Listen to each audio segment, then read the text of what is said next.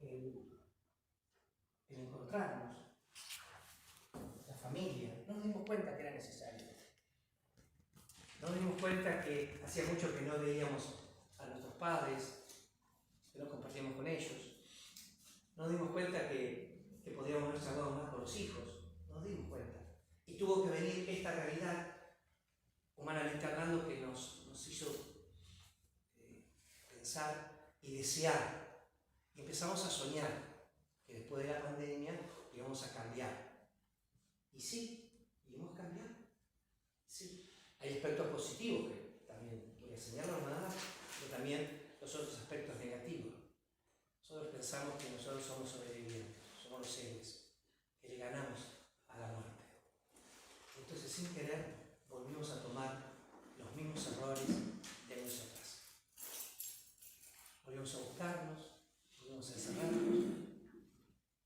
perdimos la perseverancia, ya nos cuesta, ahora, porque hemos acostumbrado ya.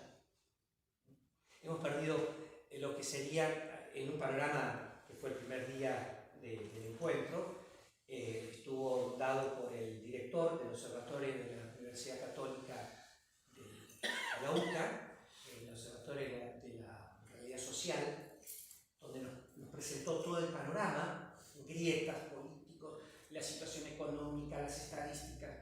Era terrible, terrible, ¿no? Uno no está acostumbrado, tal vez ustedes sí.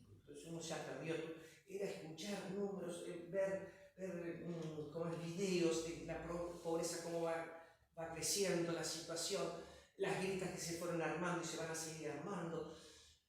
Y cuando terminamos para empezar los trabajos, yo le comentaba a Justino, entonces tenemos que trabajar y bueno, va terminando, tenemos que mirar los videos, la realidad, la estadística. Y ya me cansó antes de empezar a trabajar. Ya me cansó de escucharlo. Y entonces él dice, todo esto tiene solución. Todo esto tiene solución. Ah, la pucha. Tiene una solución científica. Esto ya está estudiado, está trabajado. Los expertos en esto tienen la solución. Todos. Ah, bueno, esto ya. Dice, lo que pasa es que la gestión política no lo va a permitir, de cualquier partido. Entonces te mató porque vos decís, ¿cómo puede ser esto? Pero después pensé en este gran desafío, ¿vieron? Ahora comienza el tema del frío y la humedad, ¿no es cierto? Y el frío lo que nos hace es, ¿vieron? Le abrigamos más y nos ponemos un montón de cosas. La camiseta frisada, la camisa gruesa, el buzo, la campera, una bufanda, y seguimos teniendo frío. ¿Qué cuidaban nuestras abuelas o nuestras madres? ¿Qué cuidaban que tengamos caliente? Los pies. Porque el pie caliente te hace subir y empieza a calentarte todo. Entonces pensé que la única posibilidad, sin tiempos, es empezar a volver de abajo. Las grandes realidades o transformaciones vienen de abajo. Entonces pensaba hoy en este encuentro, esto es una realidad tan transformadora, que si yo la comparo con la cantidad de gente que estaba parada en los vehículos en Barichelli y 20 personas cortando, digo, no, este es un mundo que se va acabando. Porque es comparativo, pero no es experiencial, porque yo no estoy en la Barichelli, no estoy en la autopista. Estoy acá tratando de que los espacios que Dios nos confía los vayamos transformando desde otra realidad. Entonces, en esto, cuando terminamos los grupos, y entonces me tocó a mí coordinar un grupo, entonces, bueno, el grupo 3, me van a dejar, bueno. Entonces yo le digo, mirá, a Agustín le digo que es vos terminaste con esta realidad tan linda que teníamos la solución a tantas grietas, tantos desvíos. Y después terminaste, remataste con esta frase que no hay solución por las gestiones políticas. Los políticos son esto. Esto es lo que tenemos, por eso queremos resultar muertos, se pelean de un lado o del otro, para hacer lo mismo de siempre, con las mismas metodologías de siempre. Esto es así, porque cuando estuvieron no lo hicieron y cuando están no lo hacen. Esto significa que nosotros no tuvimos capacidad para descubrir que la cosa empieza de abajo. Entonces uno dice, pero ¿cómo que empieza de abajo? Fíjate, claro, porque lo que han destruido es el trabajo comunitario. No es que nosotros no tengamos gente en la iglesia, no lo tienen en los colegios, no lo tienen en los clubes deportivos, se terminaron las comisiones, se terminaron el trabajo por un bien común, a corto o a largo plazo. Por eso yo empecé diciendo, el gran drama muchas veces es el trabajo en equipo para ver la eficacia de lo que hacemos. Porque en la eficacia perdemos la posibilidad de la esperanza y la confianza de que el que va realizando el trabajo como Él quiere, es Dios, es el Espíritu de Dios. Es el Espíritu de Dios. No, nosotros no. Nosotros no. Nosotros queremos la eficacia. Porque en la eficacia también están los aplausos. Cuidado, que en la eficacia están los aplausos. Están las tentaciones que todos tenemos. El maldito es el poder. Entonces, ¿qué vamos a hacer? Si no cambiamos esta realidad animándonos en una confianza, yo siempre les digo que con Dios no hay ninguna seguridad. Con Dios nunca se puede tener certeza. Porque la seguridad y la certeza tienen esta tentación de, cuando uno está seguro de las cosas, ya perdió la espontaneidad. Cuando uno está seguro del matrimonio, ya se pone torpe, ¿vieron? Es torpe. Ya perdió los gestos, las miradas, los encuentros, porque está seguro. Con este voy a comer ahora. Por la noche espero que haya alguna comida. Con esta voy y ya está. Y si nos queremos, pero se aman, es no sé, a esta altura, amar, morir por los demás. Digo, no sé. Pero digo, perdimos eso. Y hay que recuperarlo, pero desde abajo. Desde abajo. Eso es lo que no entendemos nosotros. Porque nosotros estamos contestando a un montón de cosas sin saber lo que preguntan. Digo un ejemplo, rápido para entender por dónde vienen estas divisiones, como me parece. Ustedes saben que estamos tratando, ustedes también, todas las comunidades, todo lo que estamos trabajando, tratamos de arreglar o de ver los desafíos que se nos van presentando. Entonces yo le decía a alguien la otra vez, hace un tiempo, hicimos mucho por muchos jóvenes. O sea, cuantitativamente me parece que hicimos mucho por los chicos de la calle. Les dimos un lugar, comida, buscamos trabajo, tratamos de que vayan al colegio. Y lo hicimos. Y nos sentimos bien. Y lo comentamos entre nosotros. En definitiva, el demonio pone infeliz hace su obra. Porque nos hacen ver los logros que tuvimos que son inmediatos. Pero después eso se fue saliendo. Entonces vienen y dicen, dejó el colegio, no quiere trabajar, no fue a trabajar. Esto, bien. Digo, ¿sabes qué pasa? Nosotros respondimos a preguntas que ellos nunca hicieron. No sabemos, no supimos escuchar.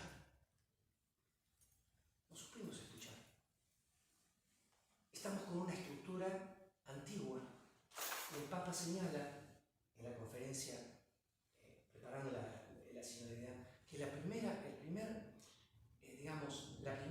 actitud transformadora en el sínodo, en el espíritu sinodal, es la escucha, es frenar, es descansar un poco, levantar el pie del Señor y escuchar. Hay que hacer un ejercicio de escucha al otro, pero lo escucho porque te amo. Lo escucho porque te amo. Y me enamoré de tu persona, de esta persona, que hoy se me presentó. Dice, pero padre, si nosotros abrimos la puerta van a ir cualquiera, vieron Cáritas y todas estas cosas. Dice, pero hacemos esto y viene fulano y viene... Estamos cansados de criticar la realidad, de ser diagnósticos. Tenemos miedo, perdonen el término, que nos jodan. Voy a ser más duro, que nos caguen. No podemos ser tan buenos para decir lo mismo. Y no damos cuenta que nosotros estamos en la obra de Dios.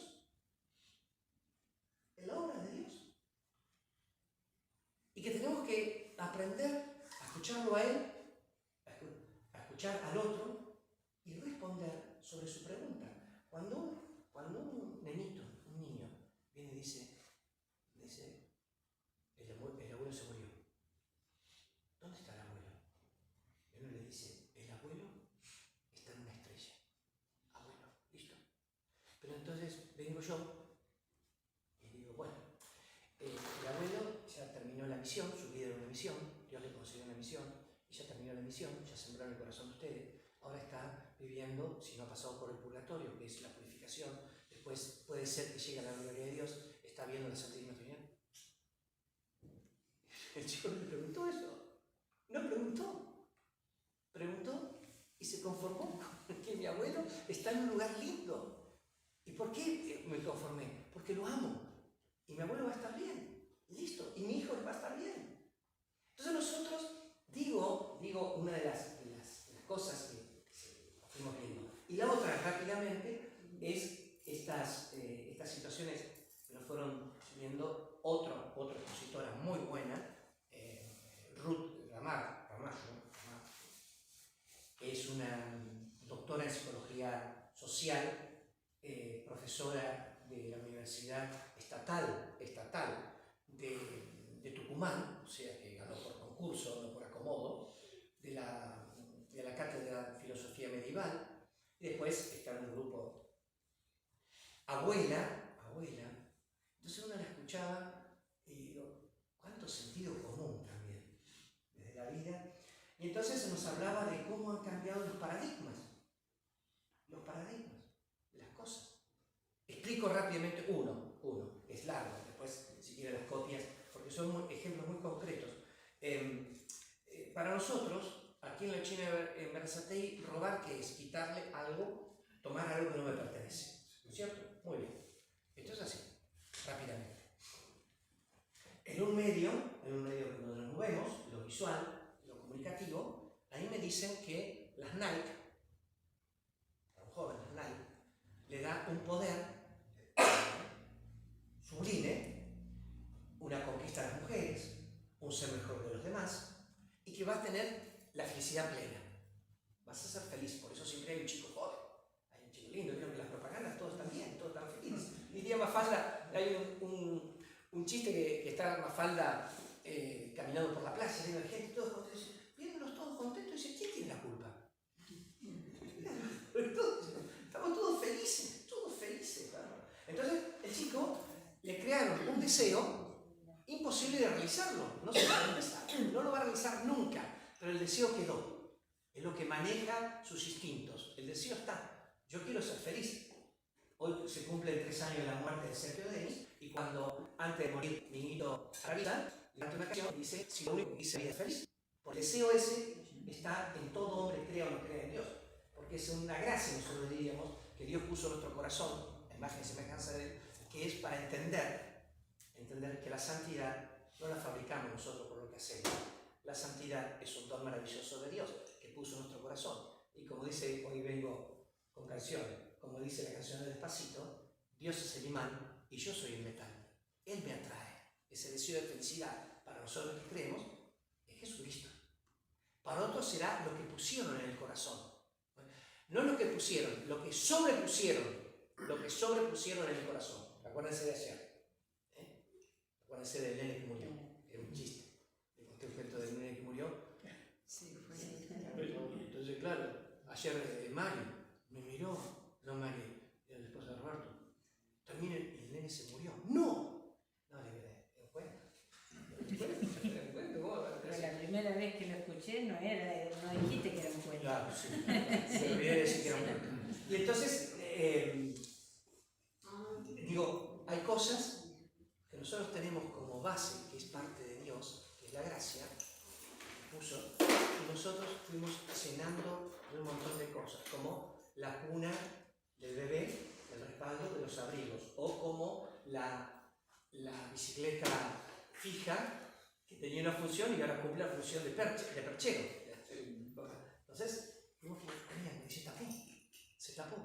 No es que no tengamos la gracia de Dios, la tenemos, pero lo que nos cuesta preguntarnos a nosotros mismos, ¿qué cosas han tapado esta gracia de Dios? necesitamos tres cosas.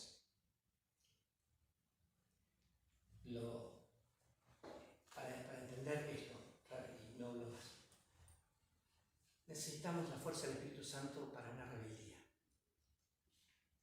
No para las revoluciones tontas de a ver qué hacemos, qué no hacemos. Si vamos a tener llena la heladera de asado, si vamos a tener fábrica. Una rebeldía interior.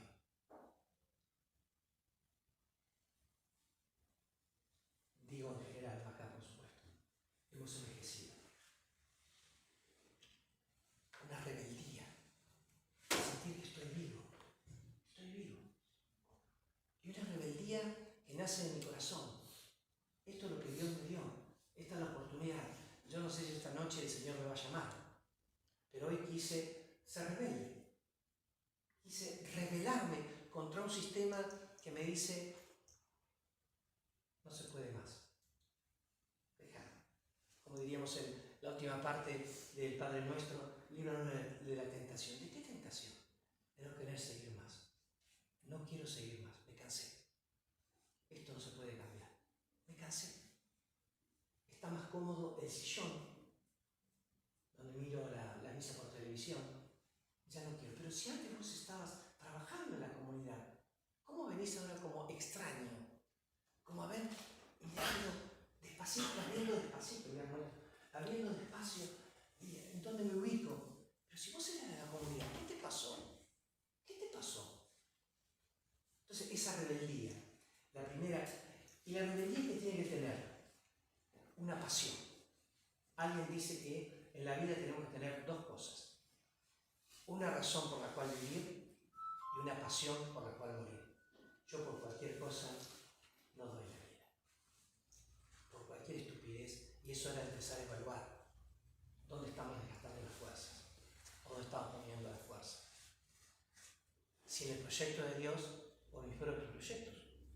Puede ser. Rebeldía, pasión, entusiasmo y lo que nos ha faltado. Perseverancia. Les cuento una anécdota rápida y todos somos parte de la misma iglesia, de la misma comunidad y todo. Cuando comenzamos con el tema del comedor, o la atención inmediata a las necesidades, situaciones de calle, todos entusiasmados. Hasta queríamos comprar el hábito de la Madre Teresa de Calcuta. Nos parecía que habíamos el cielo, y la gente respondía, y venía a comer, y los atendíamos, y todo. Y no supimos escuchar. No supimos tener el coraje de anunciarle a esa realidad, porque no la conozco. No me animé a anunciar el Evangelio, porque yo estoy acostumbrado a anunciar el Evangelio desde Lambón. Y muchos que están así están acostumbrados a anunciar el Evangelio desde una estructura catequística. Y esto no tiene estructuras, están rotos por todos lados. ¿Qué vamos a hacer? Y entonces no nos animamos, nos atendimos. Y creíamos que era como la película norteamericana, que el director técnico de básquet sacó campeón de la Liga Mundial a estos chicos de la calle. No es así. Nosotros seguimos una espiritualidad, es una espiritualidad del fracaso. Nosotros seguimos a un fracasado, humanamente hablando. Dice, pero Rosurito, ¿quién te lo dice? Mi corazón. Ah, bueno, entonces tenés pasión. Pero si te lo dice un documento, una doctrina, entonces no, tenés pasión. No nos faltó. Entonces digo en esto. Ahora, después de tanto tiempo, era un grupo, todos se anotaban, voluntarios, vamos a hacer esto, vamos a hacer lo, y vamos a hacer pizza, y no comamos más pobres, no comamos más guiso, y vamos a darle esto. Y ahora uno agarra el grupo y dice, che, ¿alguno me puede reemplazar porque yo no puedo ir? Entonces están diciendo, che, ¿quién puede ir tal día? ¿Qué pasó? Diría Víctor Heredia. ¿Qué nos pasó? ¿Cómo ha pasado? ¿Qué traidor nos ha robado la ilusión del corazón? La perseverancia que nosotros necesitamos en la iglesia es la que anima el espíritu. La perseverancia que hemos utilizado, lo digo por mí, no por ustedes, por supuesto. La perseverancia que he utilizado yo es la eficacia, el mérito, el resultado. Y eso me ha cansado. Estamos en comunidades cansados. que si no nos vamos con la gracia del querigma, no volvemos a enamorarnos. No enamorarnos, sino, digamos, a sentir que alguien se enamoró de nosotros sin mérito de nuestra parte. Porque uno se mira al espejo y dice, ¿de qué te enamoraste, Jesús? Mírame bien. Mírame bien. ¿De qué te enamoraste? Y tiene que haber algo, de lo cual todavía yo, por lo menos, no lo descubrí, que Él se enamoró. Cuando lo descubra voy a ser plenamente feliz. Pero mientras tanto, seguiré, lamentablemente, abriendo grietas, armando equipos y olvidándome que el triunfador de la historia es el que primero murió y ha resucitado. Hay muchas más cosas. Después vino la parte de la catequesis, después tuvimos las charlas con el obispo frente a las situaciones, pero me parece que son demasiadas cosas. Y ahora viene la charla mía. Entonces por eso se lo dejo a Cristian. Pero voy a tomar lo primero que dijiste, que es muy importante. Él habló de los equipos. Y los equipos, cuando no se renuevan, se envejecen. Y hasta llegan a perder la finalidad. Armamos un equipo para animar el canto de la comunidad. Conseguimos una guitarrista, conseguimos una vocalista, conseguimos un organista. Y cuando se esclerotiza eso, termina el gran coro dando este espectáculo. No hablo de mi parroquia, hablo de otras. El gran coro y la gente en los bancos, o sea, perdieron la finalidad. Y creo que eso nos pasa y nos sigue pasando. No, ya tenemos equipo. ¿Para qué? Y para hacer camino, para hacer, no sé, ¿cómo es? Alfa, para hacer esto. Pero ¿para qué quieres hacer eso? ¿A quién vas a predicar? ¿A quién vas a llevar? ¿A quién vas a anunciar? ¿Y qué es lo que el grupo al cual vos te vas a dirigir quiere recibir y tiene abierto el corazón para recibir algo que los enamore, que los entusiasme, que los lleve a vivir más plenamente esa felicidad que todos buscan? Por eso, la palabrita de hoy era querigma. Yo acá puse un resumen de lo que ya vimos. Y abajo las palabras que empezamos a analizar el otro día. Todos anhelamos vivir felices, ya lo dijo Alejandro recién. Para nosotros, desde la fe, esa felicidad está dada en la primera página de la Biblia. Es el paraíso. Pero que el paraíso es una utopía, es lo que está más allá, pero todos buscamos. Y el paraíso es vida. San Juan nos va a decir que Jesús vino para que tengamos vida y vida en abundancia. Y acá yo remarqué algunas palabritas: abundante, plena y eterna. No sé si lo comenté el otro día, pero me parece importante que lo tengamos en cuenta. Cuando San Juan habla de vida eterna, no habla de la vida del más allá de la muerte física, porque ellos no conocían ese concepto de que tenemos una vida física, corporal, y cuando nos morimos, eso que llamamos alma se desprende, deja el cuerpo y se va a otra parte, que no sabemos qué es. Es un concepto griego. Nuestra fe cristiana lo tomó, nuestros teólogos, nuestros escritores, lo tomaron 400 años después de que vino Jesús a la tierra. Jesús nunca habló de esa vida disociada. Para Jesús, como para cualquier judío de la época, hay una sola vida, que es nuestra vida, nuestra persona, que tiene etapas, que tiene, como la cebolla, ¿vieron? Tiene también, sí, tenemos una vida física, orgánica, tenemos una vida psíquica y tenemos una vida, como decía Víctor Frank, que también citó Alejandro, hay que tener una razón para alguien y algo para poder vivir, el sentido de la vida, tenemos una vida espiritual. Pero es siempre la misma vida, aspectos. ¿Se entiende eso? Entonces, cuando Jesús decía, les vengo a traer el camino para que ustedes tengan vida y sean felices, se estaba refiriendo a esta vida nuestra. Por eso, ¿qué hacía Jesús? Predicaba eso, para que esa gente que estaba tirada por el camino de la vida, que no era feliz, encontrara una razón de vivir y se sintieran con ganas de vivir, renovados, nacidos de nuevo. Lo primero que les decía es, ustedes son importantes para Dios. No son huérfanos, no son chicos abandonados. Dios los amó desde siempre, a cada uno. Pero yo estoy rengo, yo soy sordo, yo soy depresivo, yo no valgo nada, yo no fui a la escuela, yo no sé leer ni escribir. La Virgen María no sabía leer y escribir. O sea, para Dios todos somos importantes. Cuando esa gente de aquel tiempo sentía esa palabra, ese anuncio, dicho con ganas, dicho con convencimiento, dicho por Jesús, que ya saben una cosa, les digo que Dios es papá de todos, porque yo lo estoy viviendo.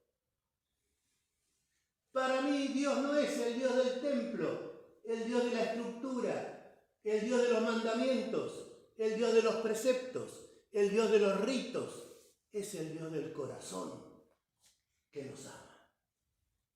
Y si descubrimos eso, nos ponemos de pie. ¿Hasta ahí? Bueno, eso era lo que vimos el otro día. Y otra palabrita que aparece acá al final, dice, vida abundante, plena, eterna, presencia del reino de Dios en la historia. Nosotros en nuestra predicación, antes de la pandemia, y ahora también, nos dejamos en la palangana, queriendo sacar al bebé, lo dejamos al bebé. Lo dejamos el reino de Dios, el metejón de Jesús. ¿Cuál era el querigma que Jesús anunciaba? La buena noticia entusiasta que levantaba a la gente, los sanaba, los ponía de pie, los hacía soñar que podían realmente cambiar su vida y cambiar el mundo en que estaban. ¿Qué llevó a los primeros cristianos en un imperio terriblemente corrompido como era el Imperio Romano, lleno de supermercados religiosos? Había religiones para cualquiera, como ahora, que uno va al supermercado religioso y encuentra de todo. Todo a medida, todo para satisfacer tus ganas de hoy. Mañana a lo mejor ya no te sirve y lo tirás por el porro. Pero vas ahí. De alguna manera estás buscando y encontrás eso. Bueno, así era el Imperio Romano. Comunidad de Corinto, yo les dije eso. 1 millón de habitantes tenía Corinto cuando Pablo predica ahí. ¿Cuánta gente hizo esa comunidad? 20 familias, 30 familias. Así empezó el movimiento de Jesús. Y esas 30 familias que sentían que el resucitado estaba con ellos y tenía la fuerza de su espíritu en ellos, eran capaces de contagiar. No había papas, no había canales, no había obispos como tenemos ahora. Había comunidades de familias que habían sentido la presencia del Espíritu del Señor en ellos y vivían unidos, compartiendo, ayudándose mutuamente a ser felices. Por eso ayudaban a los pobres, pero no, como decía Alejandro, ¿no? Les damos esto, pero no lo escuchamos, no convivimos. No. Ayudaban a los pobres que estaban dentro, que era su propia comunidad, que vivían con ellos mismos pobres. Y vivían de manera que estaban por los hijos naciones, como yo por el fútbol, o que andaban buscando en las orgías de los templos paganos, como tantos de nosotros también hoy en día, la felicidad estos paganos los miraban, che, vos que sos mi vecino, te veo tan feliz con tu señora, con los chicos, con los esclavos que tenés en tu casa, también son felices. Y son nuestros hermanos. Creemos en Jesús. Y ahí venía la evangelización. Bueno, esto fue un poquito el resumen. Por eso las palabras que les remarco. Jesús viene para que tengamos vida eterna. Y eso significa que el reino de Dios, el reinado de Dios, la soberanía de Dios en el corazón humano es lo que realmente transforma la vida personal, y al transformar la vida personal, transforma la sociedad. Por eso, ¿qué tengo que hacer? Seguimos. ¿Qué es el querigma? ¿Qué es el querigma? El anuncio entusiasta de Jesús como camino, verdad y vida. Como camino, porque en él descubrimos cómo es Dios y quién es Dios. Como verdad, porque él vivió auténticamente su anuncio hasta dar la vida, por ser fiel al proyecto del Padre, que lo mandó a anunciar el reino. Y porque él es la vida, porque en la medida en que seguimos ese camino, en la medida en que lo miramos a él, podemos realmente anunciar con la vida la buena noticia. Y otros se contagian. Querigma no es anunciar Jesús es el Hijo de Dios hecho carne, la doctrina. Querigma no es decir, miren, allá está Jesús, si quieren creer, crean, y si no, no. Querigma es, che, sos mi amigo, sos mi vecino, sos mi hijo, sos mi abuela. Te quiero contar que soy feliz, porque Jesús a mí me dio una ilusión.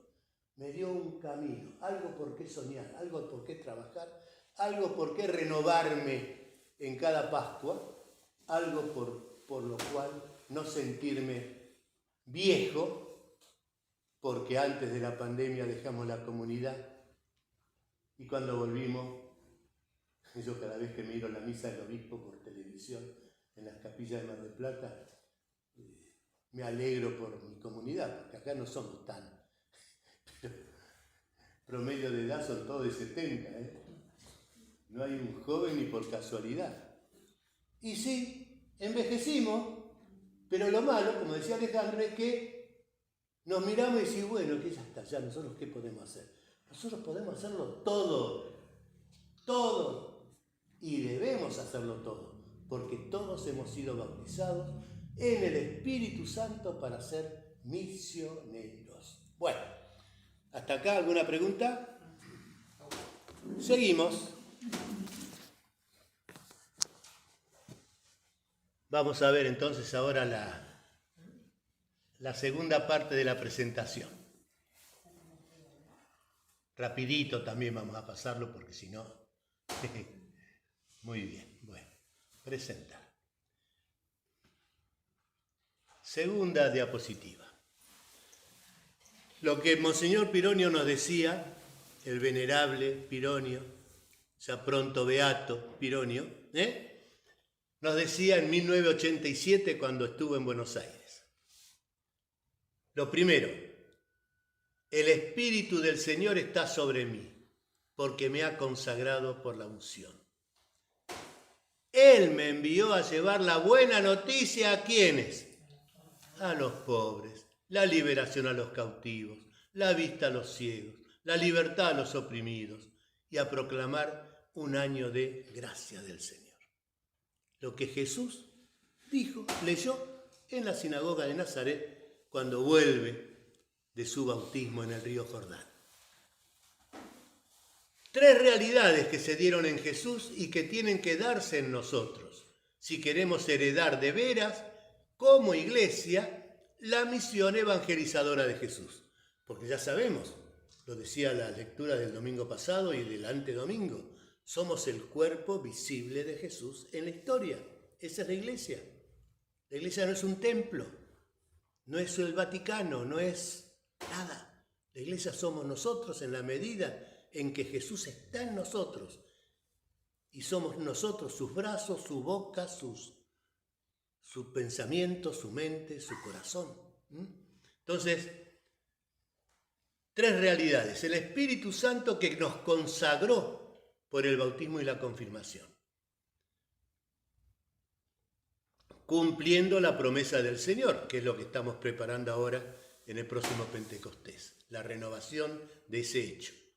Recibirán la fuerza del Espíritu Santo y serán mis testigos. Segundo, la buena noticia es la proclamación del reino con sus exigencias. Yo me acuerdo cuando salió el catecismo de la diócesis, me puse a examinarlo, me llamó mucho la atención que en ningún lado aparecían ni las bienaventuranzas ni los mandamientos.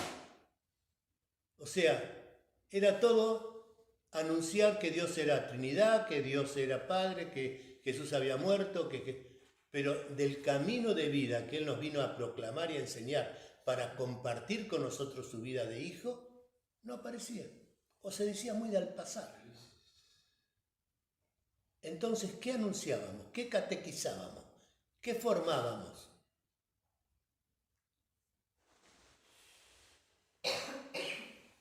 La buena noticia es la proclamación del reino con sus exigencias de conversión. ¿Cómo anunciaba Jesús el reino? Lo leímos la otra semana. Marcos 1, de entrada. Lucas en el capítulo 4, después de los evangelios de infancia, lo mismo.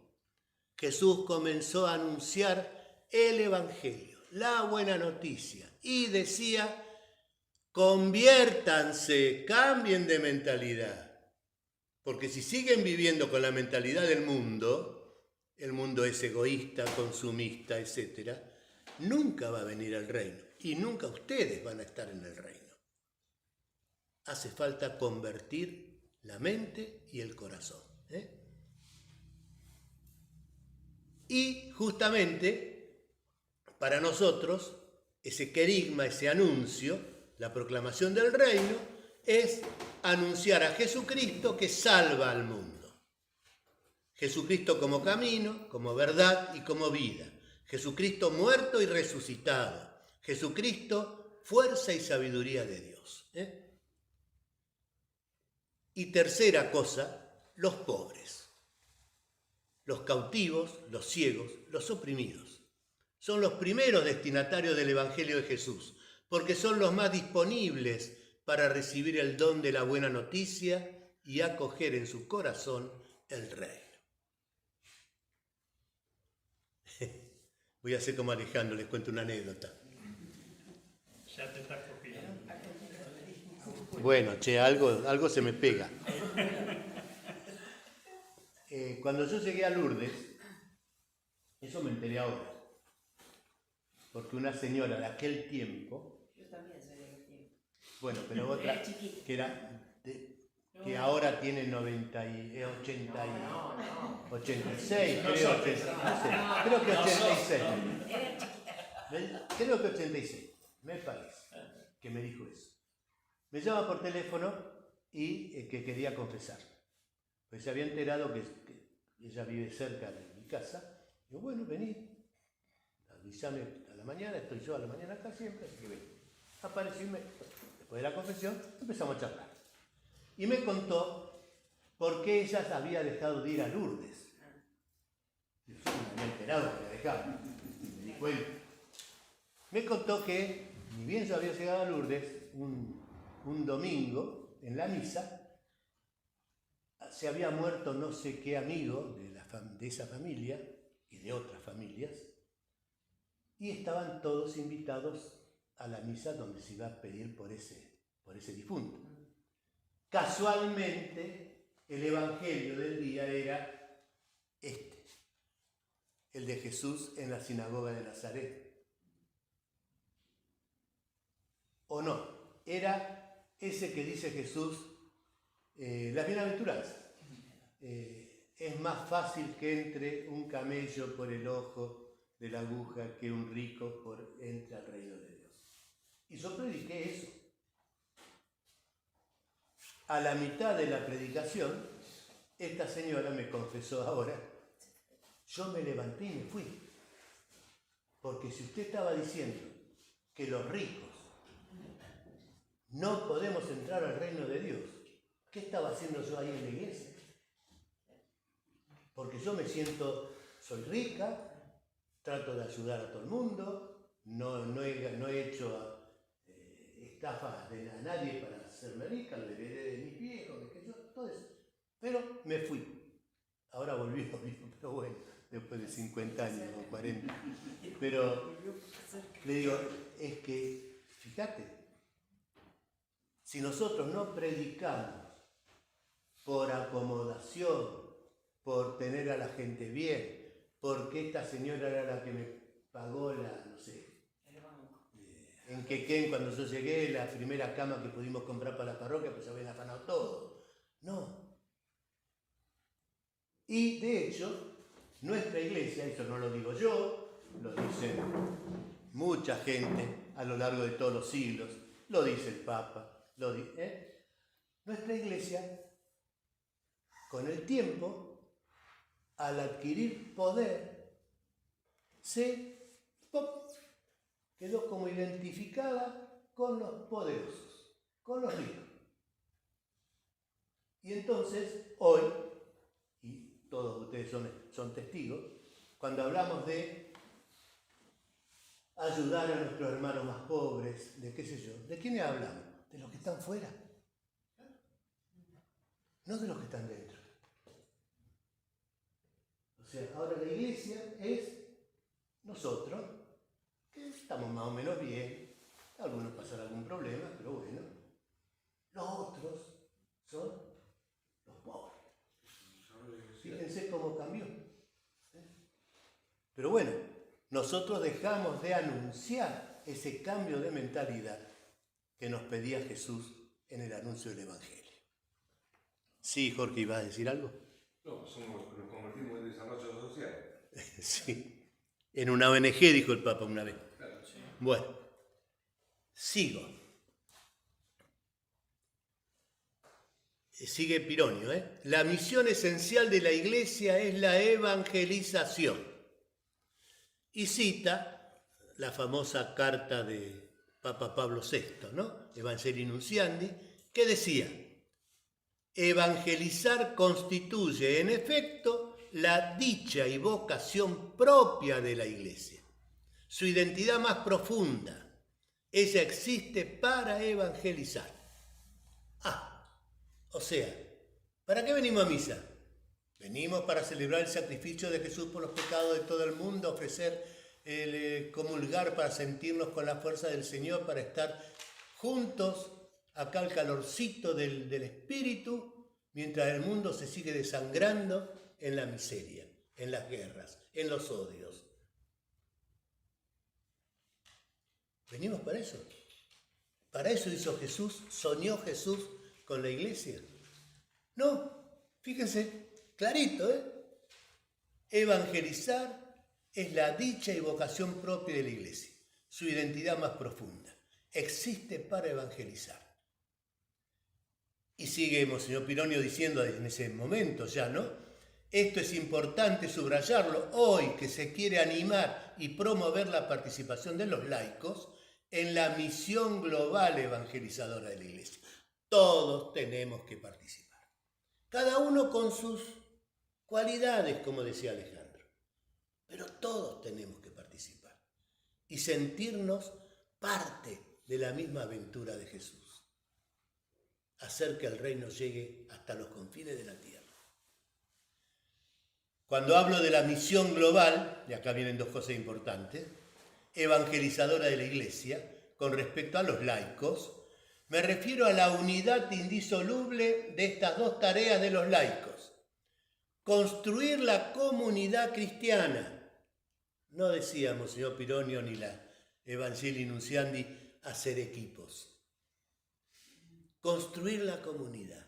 Primero. ¿Pero para qué? Para edificar la ciudad de los hombres. Por eso, ¿Para edificar? la ciudad de los hombres. O sea, yo soy cristiano para vivir en comunidad el ideal de Jesús y de esa forma en el mundo, para el país, para mi ciudad, edificar la nueva ciudad de los hombres, el reino de Dios que viene. O sea, no podemos venir a la iglesia para encerrarnos en la burbuja celestial, donde todo es luz y angelitos volando, mientras al lado nomás, y a lo mejor en la propia casa, tenemos la droga, tenemos los políticos corruptos, tenemos las mentiras de turno, tenemos las violencias de turno, tenemos las muertes de turno. Pero Sí. podemos estar en esa burbuja de luz y por la ventana tirarle una galletita a los que pasan. Eso es lo que no tenemos que hacer. Bien. Porque entiendo que lo que vos estás diciendo... Porque eso es convertir al hermano. La primera consecuencia de decir que Dios es Abba de cada uno y de todos es que todos somos hermanos con la misma dignidad. Si yo le tiro el porotito por la ventana, estoy convirtiendo a mi hermano en un monito del zoológico. Por eso el servicio al hermano, que de eso se trata, no puede ser desde afuera. El Papa decía hace poquito, no sé si lo vamos a escuchar hoy también, hay que acercarse, escuchar, tocar, ensuciarse, abrazar, contagiarse. Si no, no hay auténtica caridad fraterna. Habrá, como decía Jorge, una ONG, que también son necesarias y también tenemos que estar presentes ahí para colaborar con toda persona de buena voluntad que queremos aportar algo para mejorar el mundo en que estamos. Sí, o sea, para trabajar en el mundo, Exacto. que estar en todas las instituciones. Exactamente. Y hacer que esas instituciones tomen nuestro valor. Pero Exactamente. damos calidad, damos alimentos, pero no llegamos con la palabra. Por eso todo esto es una reflexión. Digamos, cuando el obispo nos convocaba este año a preparar con el tema de la misión en base al sínodo que se hizo y qué sé yo, era para eso, para que tomemos conciencia en las comunidades cómo estamos obrando y si hay que cambiar cosas, hay que cambiarlas. Hablamos del tema con con la ayuda para las casas, para la construcción de las casas. ¿Llegamos a adecuar económicamente? ¿Llegamos con la palabra a esa gente? Es que si no llegás con la palabra, es que si le tirás los ladrillos de la ventana mientras que vos estás en la burbuja, seguimos. Perfecto, Daniel, pero lo que vi yo. hay que meterse. Tirar la cosa por la ventana. Pero si vos hablas con la gente y una iniciativa en ese momento que va a poner el proyecto, como el que están haciendo el proyecto de que están hablando, pero llegás con bueno, vos tenés la comunicación para la ¿Llegás persona. con la palabra? Vos ¿Llegás hablás con la palabra? y si vos hablas con la persona, llegás con la palabra. ¿Cómo? Por lo menos estás llegando con la palabra. Pero no solamente con la palabra, con el gesto también, como decía. Las dos cosas. El lugar que va, mi padre una vez que me decía, el lugar que van a recibir que esté lindo, agradable, ponerle una silla, son pequeñas cosas. ¿Llegamos? Son tus gestos.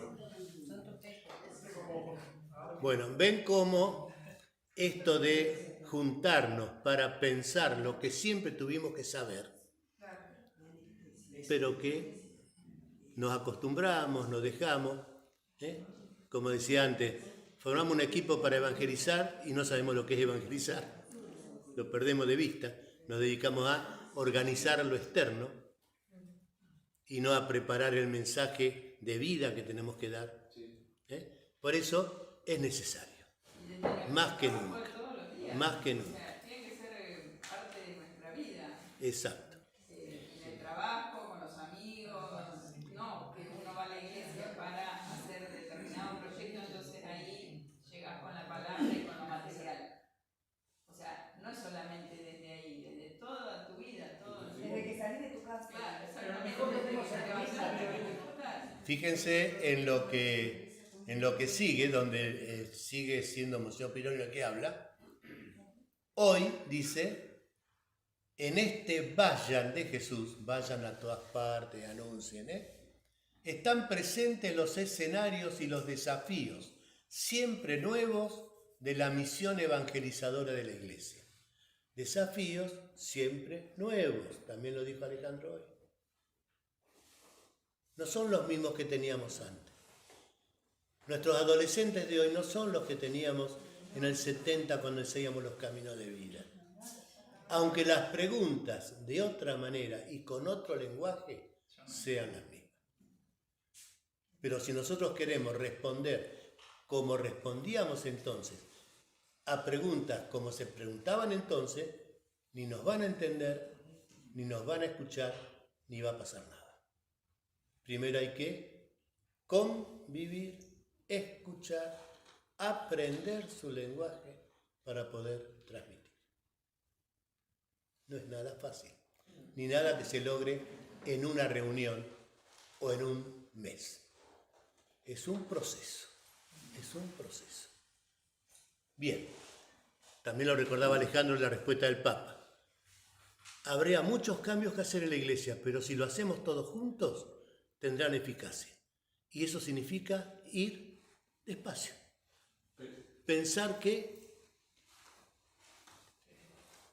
en cambio, si queremos ir todo de golpe, lo que se produce son fracturas. Son fracturas. El Papa lleva 10 años queriendo reformar la curia romana. Recién ahora está empezando a dar algún fruto. Y ya de hecho hay toda una oposición de gente que dice, no, pero este Papa, esperemos que se muera pronto porque entonces vamos a elegir otro que barra con todo lo que hizo. Pero todos son iglesia, ojo, todos somos iglesia. Y tenemos que aprender eso, eso es la sinodalidad, ¿ven? Aprender a caminar Sí, juntos. pero ahí está el poder. Sí, por supuesto. Y Bueno, contra eso nosotros. vamos a escuchar un video que es de una iglesia hermana, la iglesia de Costa Rica. ¿Católica? Es católica. En su asamblea sinodal hicieron este himno, este canto, que me pareció fantástico. Lo pongo.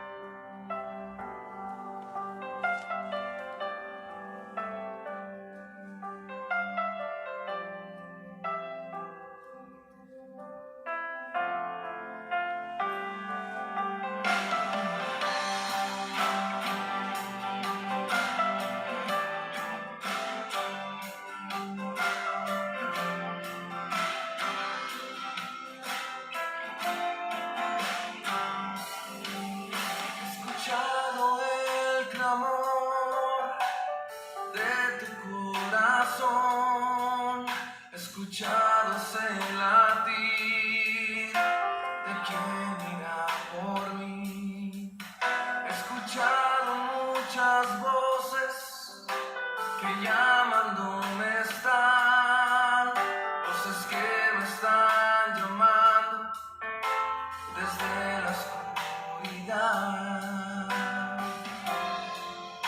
Señor, heme aquí.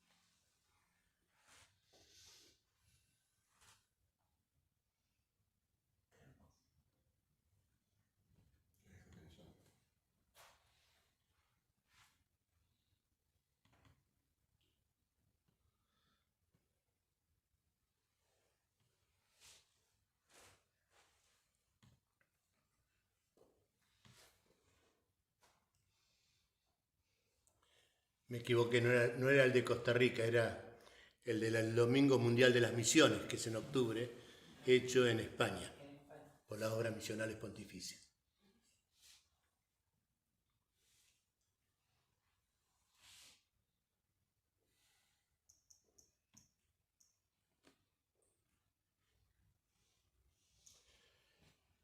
Evangelii Gaudium.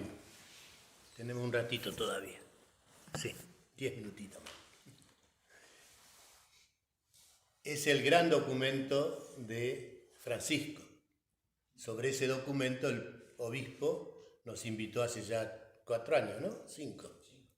A preparar el sínodo, a hacer todo el trabajo ese, que lamentablemente se nos pasó por alto porque pocos lo hicimos, ¿ves? Pero bueno, vale la pena recordar cuáles son lo que el Papa en ese documento nos decía como conclusión del sínodo sobre la evangelización, rápidamente. Después ustedes en el sitio ya saben, cafam.es/DM,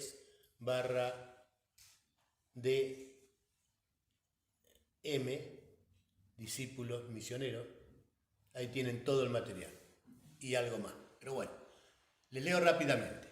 El número 20.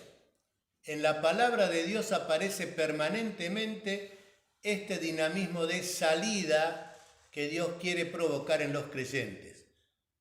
La burbuja. Hay que salir. Hay que abrir ventanas en la iglesia para que entre el aire fresco de la vida, dijo Juan 23 y armó la gran revolución del concilio. Hace ya 65 años. Pero es lo mismo que hicieron los apóstoles cuando después de Pentecostés abrieron las ventanas de la casa donde estaban encerrados y a la gente que había ido en peregrinación les empezaron a decir, ¿saben una cosa? Ese que ustedes vieron que mataron, ¿ustedes? No, está vivo. Hay que abrir las ventanas. Abraham aceptó el llamado a salir hacia una tierra nueva cuando era viejo. Es nuestra historia. Siempre Dios obró así.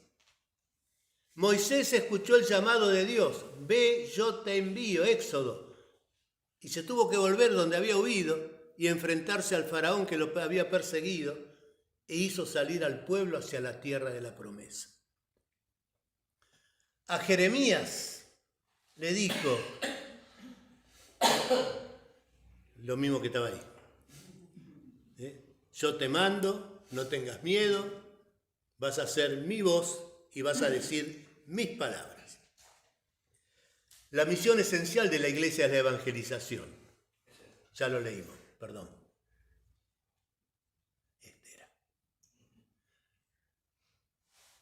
Para esa misión en salida de la que el Papa nos habla siempre, hace falta, número 83 de la Gaudium, optimismo. Pero no el optimismo de los que dicen todo se va a arreglar, todo va a ser... No. El optimismo cristiano es esperanza. Y la esperanza es dolorosa. Es tener la seguridad de esperar lo que todavía no vemos, pero que sabemos que se va a producir porque el Señor nos da la garantía de su Espíritu y de su palabra. Así se gesta, decía la Evangelii Gaudium en el 83, cuando perdemos ese optimismo que es esperanza, se gesta lo que nos ha pasado. La mayor amenaza, que es el gris pragmatismo de la vida cotidiana de la Iglesia, en el cual aparentemente todo procede con normalidad, pero en realidad la fe se va desgastando y degenerando en mezquindad. Todo procede como normalidad. Seguimos abriendo la iglesia, seguimos celebrando misa, seguimos bautizando, seguimos dando la comunión, seguimos casando a algunos pocos todavía. Seguimos los curas preocupados por ver cómo pagamos la luz, el gas, qué sé yo.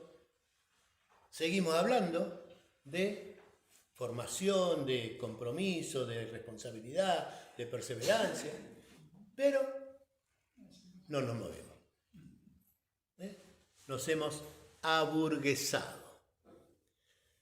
Se desarrolla, miren la palabra, la psicología de la tumba, que poco a poco convierte a los cristianos en momias de museo. Y las últimas encuestas que se han hecho en muchos países, incluso en la Argentina, creo que una de esas encuestas se la mostraron en la semana, pero en países de profunda raíz cristiana como algunos países europeos, ya están hablando de directamente son momias. En España, el 60% de la población directamente se confiesa ateo. Irlanda sí. Los cristianos. En 15 años Irlanda no hay más cristianos. Exacto. ¿Y en Argentina? Por ahí. Yo siempre digo, cuando hay algún expediente matrimonial, de los pocos que hago ya, le preguntan a los testigos, ¿religión? Se miran y dicen, ¿católica? Es la respuesta de todos. Ni idea. ¿Ves? Bueno, eso, psicología de la tumba, cristianos momias de museo. Es una situación cómoda. Desilusionados con la realidad, o con la iglesia, o con nosotros mismos, viven la constante tentación de apegarse a una tristeza dulzona, sin esperanza, que se apodera del corazón como el más preciado de los elixires del demonio. Y cuando vemos nuestros grupos cristianos reunidos, ¿cómo están nuestras caras y nuestros gestos? Hacemos un grupo de oración, nos ponemos a rezar y todos ponemos la cara así. Hasta los carismáticos, que por ahí se mueven un poco, pero igual tienen la cara así. ¿O no? Sí, señor. Tristeza dulzona, sin esperanza, porque no terminamos de creer con el corazón lo que afirmamos con la mente. Jesús resucitó, como nos decía Alejandro hoy. Llamados a iluminar y a comunicar vida, finalmente se dejan cautivar por cosas que solo generan oscuridad y cansancio interior y que apolillan el dinamismo apostólico. Este es un lenguaje bien fuerte, pero que nos tiene que hacer despertar. Por todo esto, me permito, dice el Papa, insistir, no nos dejemos robar la alegría evangelizadora. Querigma. ¡Gente! ¡Estamos venciendo! ¡Pierdan el miedo! La batalla es nuestra. Bueno. Querigma. Otra vez me equivoqué. Cuando se logra expresar adecuadamente y con belleza el contenido esencial del Evangelio, remarco, contenido esencial, no lo que después se armó para completar, lo esencial. Que Dios es Padre, que Jesús resucitado nos da la fuerza de su Espíritu para cambiar el mundo y nuestra vida, si nos dejamos amar.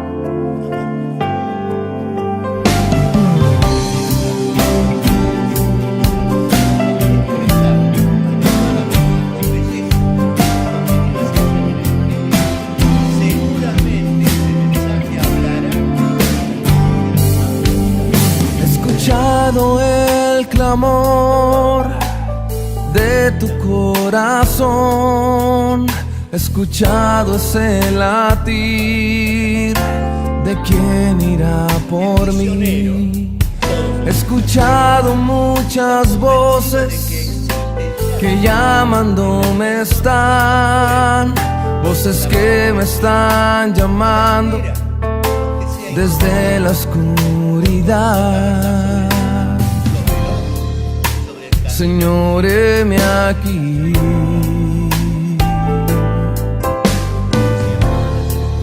Envíame a mí.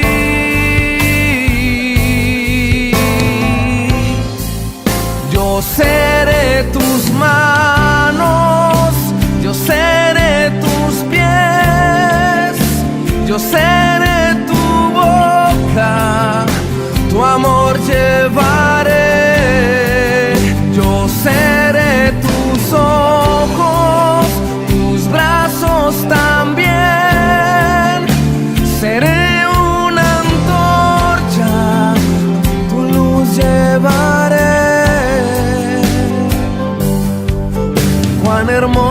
son los pies de los que anuncian tu verdad. Cuán hermosos son los pies de los que anuncian de tu paz. Cuán hermosas son las manos de los que con gozo dan. Cuán hermosas las rodillas de los que oran sin cesar. Señor, heme aquí. Envíame a mí.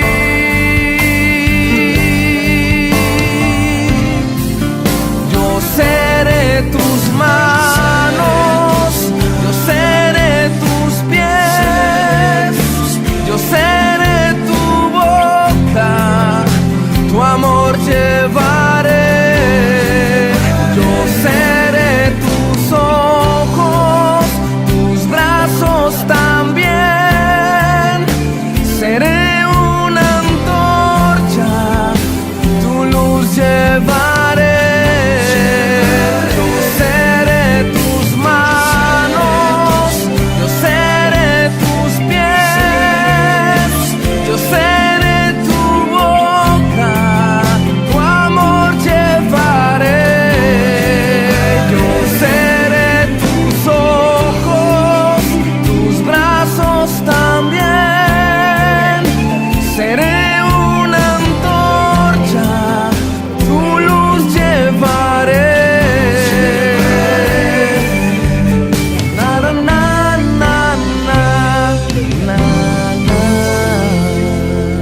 Le habla a la propia vida. Cada vez que uno vuelve a descubrirlo, se convence de que eso mismo es lo que los demás necesitan, aunque no lo reconozcan.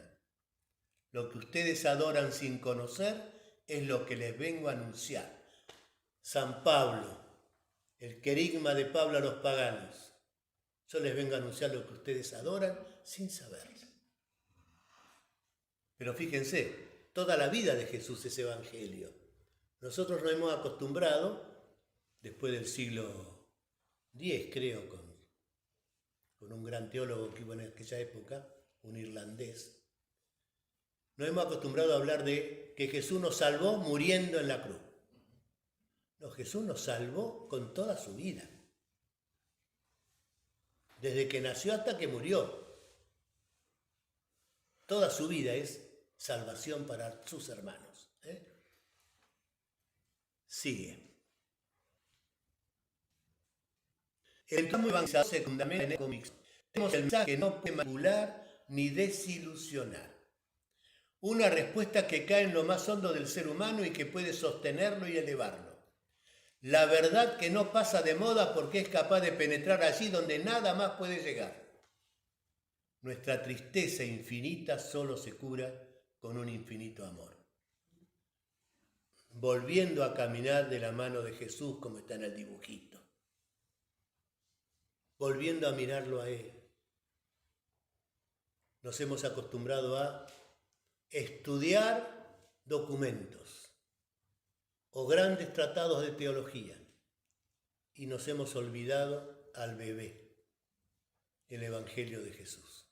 Por eso la importancia de la rumia una y otra vez de la palabra que nos llegó de los primeros testigos, para poder descubrir cómo vivir hoy nuestra misión.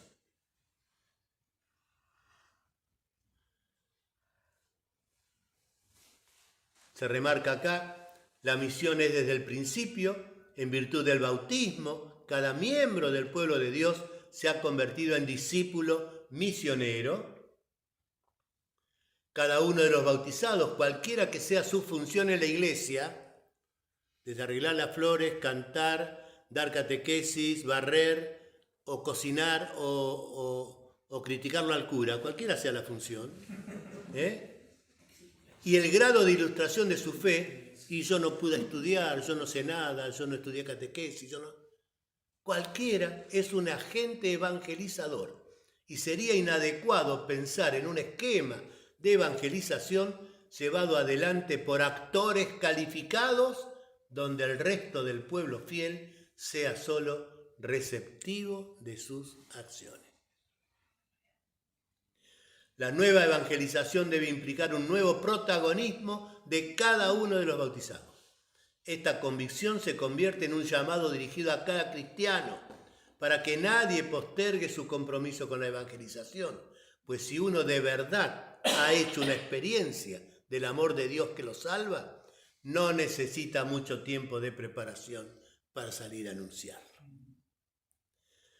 No puede esperar que le den muchos cursos o largas instrucciones. Por eso en Aparecida se nos decía, somos discípulos, y no decía discípulos y misioneros. Primero discípulos, después misioneros. No, somos discípulos misioneros, desde el momento mismo en que seguimos a Jesús y lo miramos a Él. Todo cristiano es misionero en la medida en que se ha encontrado con el amor de Dios en Cristo Jesús. Ya no decimos que somos discípulos y misioneros, ya lo dije. Si no nos convencemos, miremos a los primeros discípulos, quienes inmediatamente después de conocer la mirada de Jesús, salían a proclamarlo gozosos. ¿Se acuerdan de Andrés y Juan? Hemos encontrado al Mesías. La Samaritana, San Pablo. ¿A qué esperamos nosotros? Todo en Jesús encarnado, sus milagros, sus enseñanzas, su historia, forman parte de su vida evangelizadora. ¿Somos o no somos evangelizadores? Como somos o no somos cristianos. Bien. Bueno, y acá hay otro video que no sé si lo traje. Bueno, no importa. Sigue, bueno, esto no lo vamos a cortar acá, porque vamos a terminar hoy con la palabra viva del Papa en una de sus catequesis de este año. Ustedes saben que todas las semanas el Papa da una catequesis, los miércoles. Este año la dedicó a la iglesia. Esta es una primera en nuestro pongo y terminamos. ¿Te parece?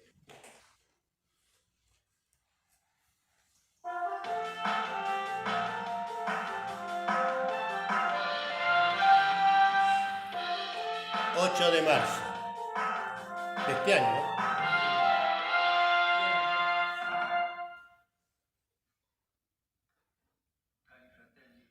Queridos hermanos y hermanas, buenos días.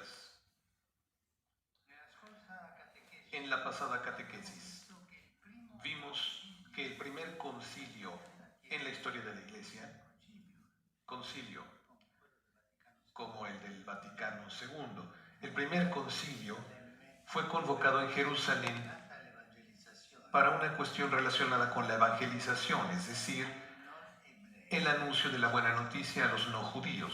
Se pensaba que solamente se debía llevar el anuncio a los judíos. En el siglo XX, el Concilio Ecuménico Vaticano II presentó a la Iglesia como pueblo de Dios peregrino en el tiempo y, por su naturaleza, misionero. ¿Qué significa esto? Hay como un puente entre el primero y el último concilio en el signo de la evangelización, un puente cuyo arquitecto es el Espíritu Santo. Hoy nos ponemos a la escucha del Concilio Vaticano II para descubrir que evangelizar es siempre un servicio eclesial, nunca solitario, nunca aislado, nunca individualista. La evangelización se hace siempre in ecclesia, es decir, en comunidad, y sin hacer proselitismo, porque eso no es evangelización. El evangelizador, de hecho, transmite siempre lo que él mismo o ella misma ha recibido. Lo escribía primero San Pablo. El evangelio que él anunciaba y que las comunidades recibían y en el cual permanecían firmes es el mismo que el apóstol había recibido a su vez. Se recibe la fe y se transmite la fe. Este dinamismo eclesial de transmisión del mensaje es vinculante y garantiza la autenticidad del anuncio cristiano. El mismo Pablo escribe a los Gálatas: si aún nosotros mismos o un ángel del cielo les anunciara un evangelio distinto del que les hemos anunciado, sea anatema. Es hermoso esto, y esto les viene bien a muchas visiones que están de moda. La dimensión eclesial del evangelizador constituye por eso un criterio de verificación del celo apostólico, una verificación necesaria, porque la tentación de proceder en solitario está siempre al acecho, especialmente cuando el camino se vuelve áspero y sentimos el peso del compromiso.